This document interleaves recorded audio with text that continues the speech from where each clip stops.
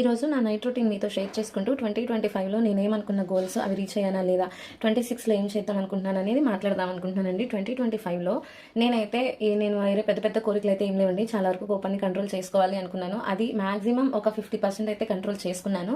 ఇంకా అంతేకాకుండా షాప్ సరిగా చూసుకుంటూ పిల్లలకైతే ఫంక్షన్ అవి చేయాలి అనుకున్నాను. నాకు పెద్ద పెద్ద గోల్స్ అంటే చాలా డబ్బులు సంపాదించాలి అలా అయితే ఏం లేదండి. డబ్బులకి సంబంధించిన విషయాలన్నీ నేను మా హస్బెండ్ చేతిలోనే పెట్టేస్తాను.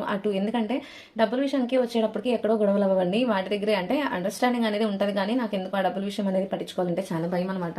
అట్లాంటి బాధ్యతలన్నీ నా హస్బెండ్కి అప్పచెప్పేస్తాను. ఇంకా నేను ఏంటంటే 2025లో లైఫ్లో సెటిల్ అవ్వాలి. ఎట్లా అయినా అంటే మేము వ్యాపారం చేసుకోవడానికి షాప్ అనేది ఎట్లయినా కొనుక్కోవాలి అనుకున్నాము. అంటే మాకు 24లోనే వచ్చే ఛాన్స్ ఉంది అని చెప్పి అన్నారు.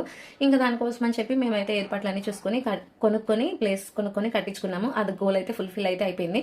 పిల్లల ఫంక్షన్ కూడా చేయాలనుకున్నాను, అది కూడా ఫుల్ఫిల్ అయిపోయింది. నెక్స్ట్ 2026లో నా హస్బెండ్కి నేను ఎప్పుడు ఒకటి అయితే అనుకున్నాను నా హస్బెండ్ విషయంలో, అది ఎట్లయినా 2026లో ఫిల్ చేయాలనుకున్నాను. అదేంటంటే అది అంటే నెక్స్ట్ డిసెంబరు జనవరి లోపు నేను అదైతే ఆ కోరిక తీర్చేసుకోవాలి అనుకున్నాను.